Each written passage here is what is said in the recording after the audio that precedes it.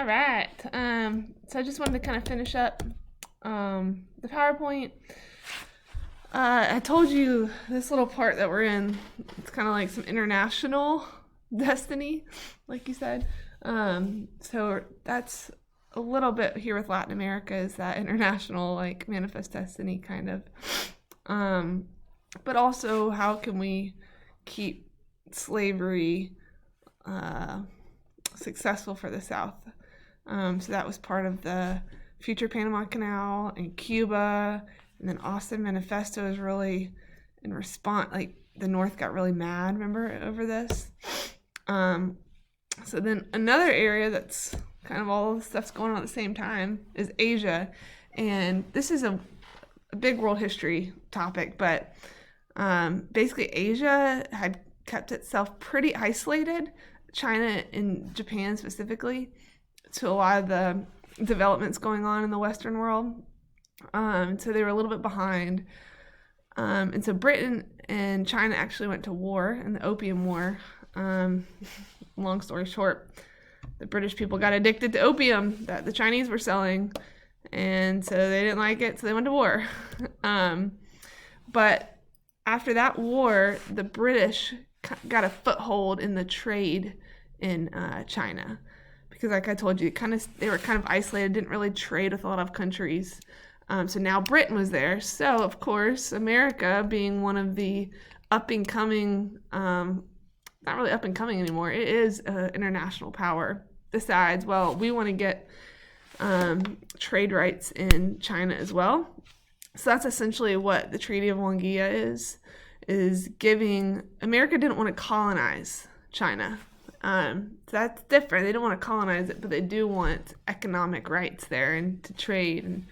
And so that's what the Treaty of Wangea gave them.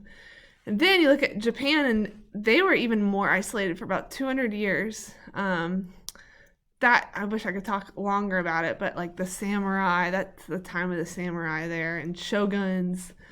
So finally, America comes kind of like knocking on the door of Japan, kind of literally. And Matthew Perry basically brings these big, huge steamships, because they've been through this Industrial Revolution a little bit. And so they want to, A, intimidate the Japanese with these steamships, and then B, they want to hopefully persuade them, like, ooh, look what you can get if you trade with us.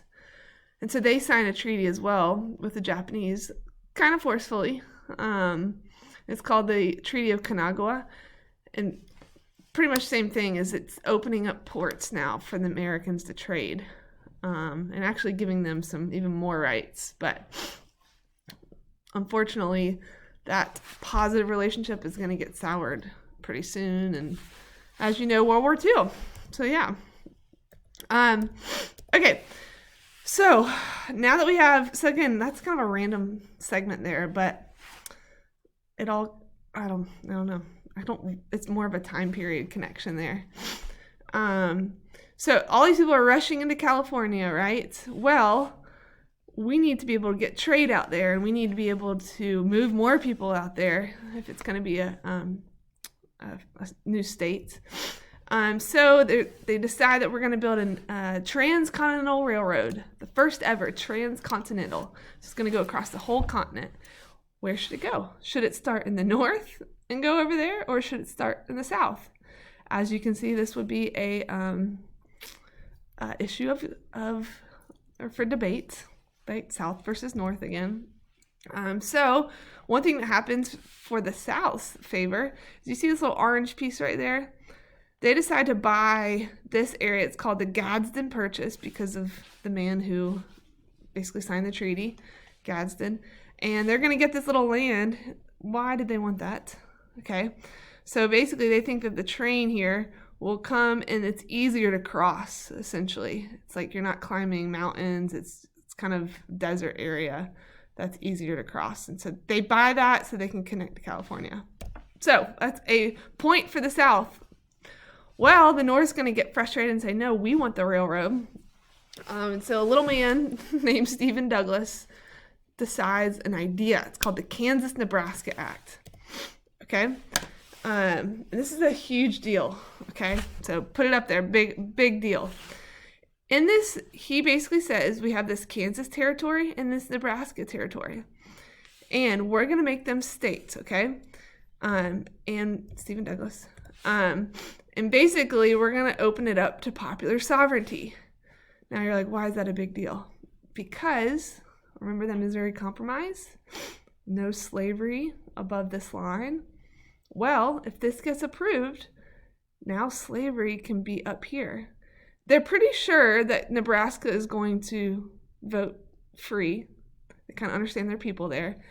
And Kansas, they think, is right next to Missouri, the slave state, so they're pretty sure this is going to be slave.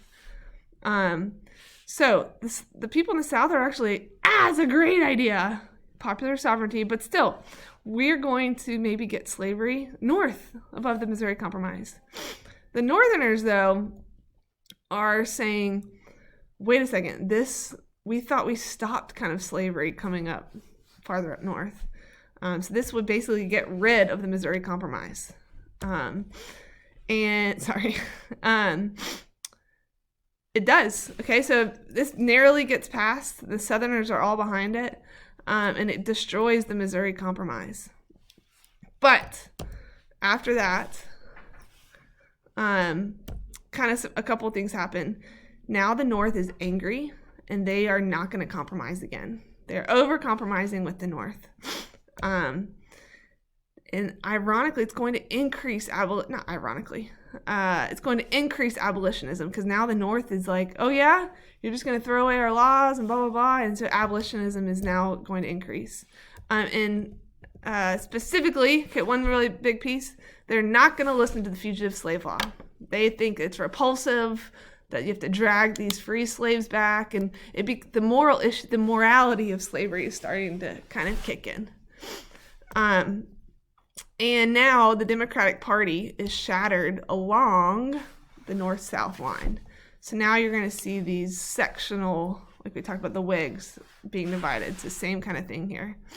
And it is the rise of, because we talked about the Whig Party kind of dying off, the Republican Party, which is Lincoln's party, which is, I'm going to say still around today, but it's very different.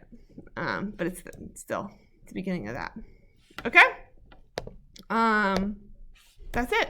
Cool. Hope that helps. Let me know if you have any questions. But this is a big deal at Kansas, Nebraska, because we went from Missouri Compromise to the Compromise of 1850, which is a compromise, but it didn't mess with the Missouri Compromise.